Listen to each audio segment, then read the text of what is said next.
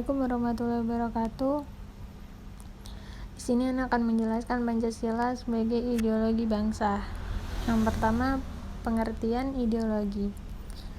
Pengertian ideologi atau ideologi itu berasal dari kata idea, yaitu bahasa Inggris yang artinya gagasan atau pengertian. Atau dia juga berasal dari kata kerja Yunani oida, yaitu mengetahui, melihat dengan budi. Kata logi yang berasal dari bahasa Yunani yaitu logos yang artinya pengetahuan.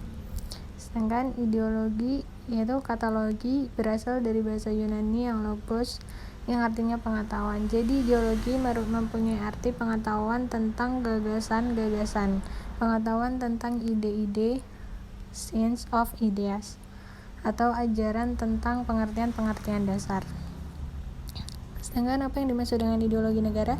Ideologi negara adalah cita-cita negara atau cita-cita yang menjadi dasar bagi suatu sistem kenegaraan untuk seluruh rakyat dan bangsa yang bersangkutan. Arti Pancasila sebagai ideologi negara secara lebih luas adalah visi atau arah kehidupan berbangsa dan bernegara di Indonesia. Kemudian model ideologi negara.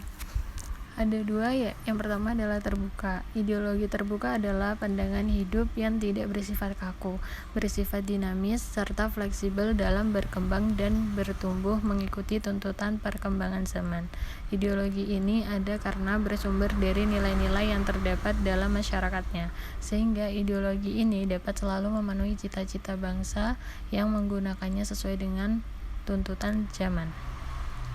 Sedangkan ideologi tertutup adalah pandangan hidup yang bersifat kaku, mutlak, dan tidak dapat dirubah-rubah kembali sehingga ajaran yang menentukan tujuan serta norma politik dan sosial tidak dapat dipersoalkan lagi. Ideologi ini pun ada bukan karena berasal dari masyarakat itu sendiri, melainkan berasal dari keinginan dan cita-cita suatu kelompok tertentu, sehingga ideologi ini sangat bersifat memaksa, keras, dan sangat mengatur berbagai bidang kehidupan rakyatnya. Kemudian ciri-ciri ideologi. Ciri-ciri dari ideologi itu ada terbuka dan tertutup.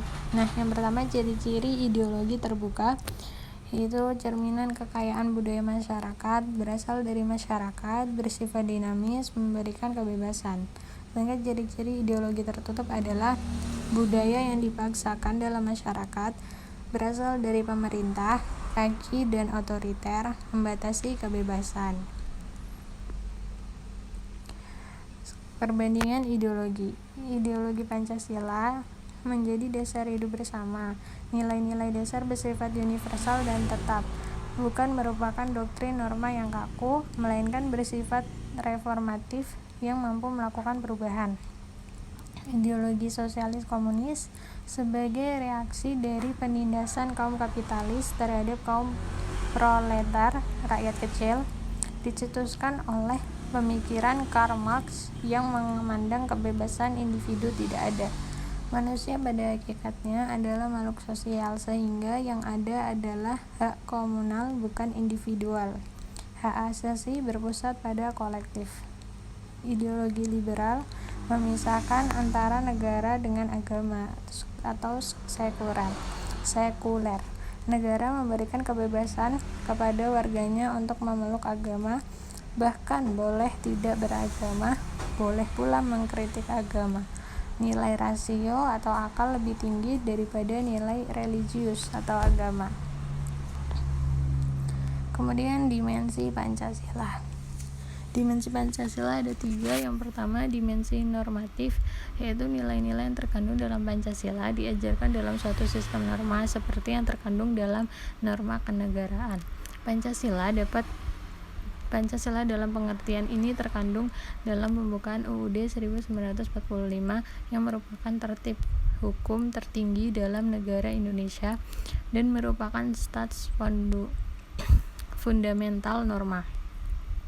Dimensi idealistis artinya adalah kualitas ideologi yang termuat di dalam nilai dasar yang dapat memberikan harapan kepada seluruh kelompok dan masyarakat tentang kehidupan masa depan yang lebih baik.